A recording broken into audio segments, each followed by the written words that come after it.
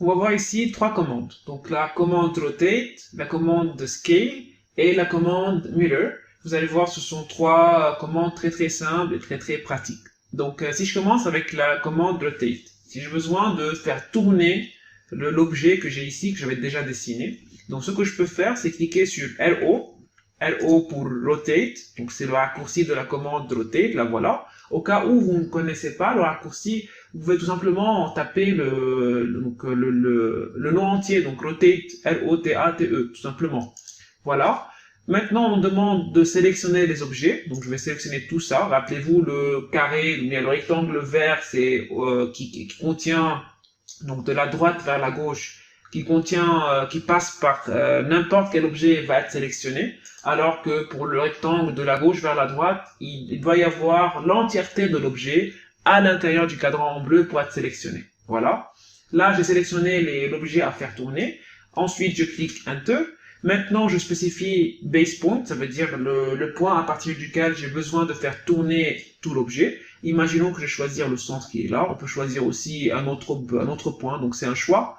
Je clique sur le point et maintenant, je peux venir choisir comment faire tourner mon objet. Et remarquez ici, je suis en train d'avoir les lignes en verte. Ce sont les lignes qu'on avait déjà vues dans la vidéo précédente. Imaginons que je veux choisir la ligne qui est en bas. Je fais ça et voilà l'élément qui a été tourné. Au cas où je souhaite avoir un angle bien spécifique pour la rotation, je reclique sur un haut, je sélectionne le tout. Là, je l'ai fait avec le cadran en bleu. Je clique sur Enter, je resélectionne un base point. Donc là, je vais choisir ce point-là. Et cette fois-ci, je vais mettre un angle de, je ne sais pas, 40 degrés par exemple.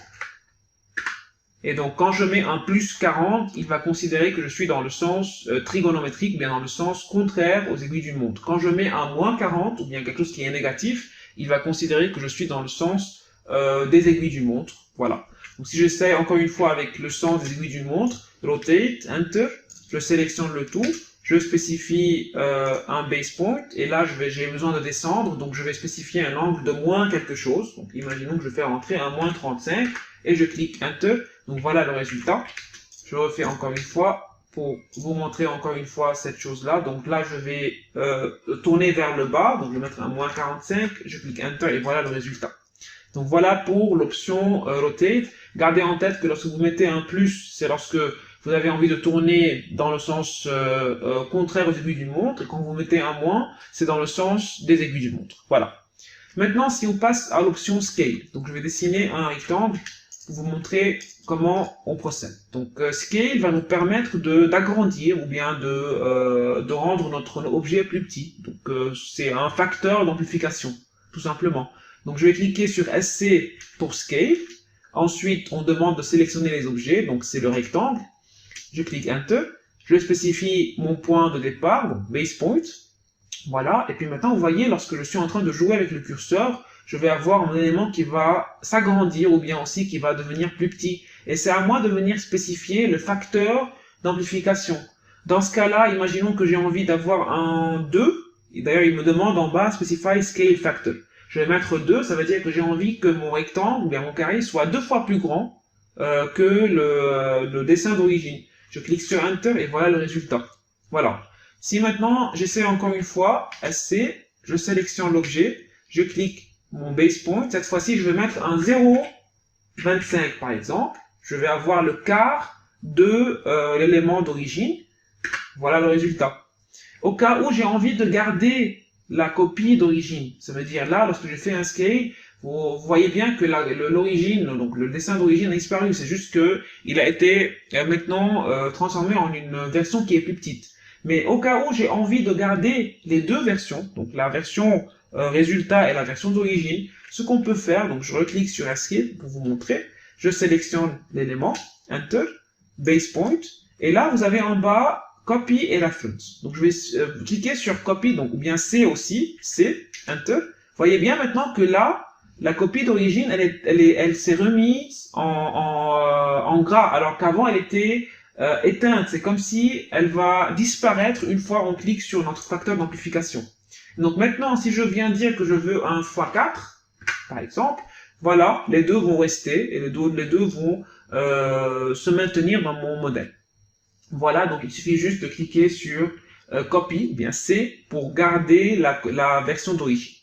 Maintenant, une dernière chose, donc je vais mettre ce cadran dans une autre couleur, donc ici dans couleur, je vais mettre en vert. Et puis, je vous montre encore une dernière option avec l'option Scale. Je vais cliquer sur SC, Enter, je sélectionne l'objet, Enter, je sélectionne mon base point. Moi, mon but maintenant, c'est de faire agrandir mon petit carré en blanc de sorte à ce qu'il devienne égal au carré en vert. Donc pour faire ceci, avant de continuer, vous devez cliquer sur Reference ici. On avait vu déjà l'option Copy, c'était le C. Maintenant, on va cliquer sur R. Donc je clique sur R, Enter, et maintenant il me demande de spécifier la longueur de référence. Ça veut dire quelle sera la longueur de référence chez moi qui va s'agrandir pour arriver à la longueur voulue qui est en fait la longueur en vert qui est là. Donc pour moi, la longueur de référence, elle s'étend de là jusque là. Voilà ma longueur de référence. Et maintenant, je peux venir bouger ma longueur de référence jusqu'à atteindre la longueur voulue qui est en fait la longueur en vert. Et donc, voilà, je clique là où je veux et voilà, j'obtiens maintenant mon rectangle, ou bien mon carré qui est l'équivalent du rectangle en vert. Voilà, c'est vraiment très pratique au cas où vous voulez avoir une forme bien précise pour un élément. Vous devez tout simplement choisir l'option Reference. Donc voilà pour la commande Scale. Donc si je récapitule avec Scale, vous pouvez donc agrandir ou bien rendre votre objet plus petit. Vous pouvez aussi garder votre copie d'origine et puis avoir aussi les deux en même temps, copie d'origine plus les résultats. Et finalement, vous pouvez cliquer sur Reference au cas où vous avez envie d'avoir un résultat en référence avec un objet déjà existant. Voilà. Une dernière chose encore, donc là je vais venir mettre une ligne comme ça, juste pour vous montrer le résultat avec la dernière commande qui est la commande Mirror. Donc Mirror, comme son nom l'indique, va nous permettre de faire une symétrie, si vous voulez, d'un objet déjà existant. Donc le raccourci pour Mirror, c'est MI. Donc MI, Enter, je sélectionne l'objet, Enter, et là je spécifie donc l'axe de symétrie que j'ai besoin d'adopter. Imaginons que là je vais choisir une ligne toute droite comme ça, et regardez d'ailleurs le résultat qui apparaît déjà. Mais c'est un résultat qui est provisoire, qui n'est pas encore assuré. Donc je clique le deuxième point de mon axe de symétrie, et il me demande ici, est-ce que vous souhaitez effacer l'objet d'origine ou non? Donc là, je vais mettre un non, je veux garder les deux. C'est déjà mis non ici par défaut, donc c'est un non ici. Je clique Enter, et voilà les deux objets qui vont être maintenant existants, avec une symétrie qui était déjà créée. Ce que je peux faire aussi, c'est sélectionner les deux encore une fois. Donc avant de sélectionner, je clique sur Mirror, MI, je sélectionne les deux. Cette fois-ci, je vais choisir un axe comme ça.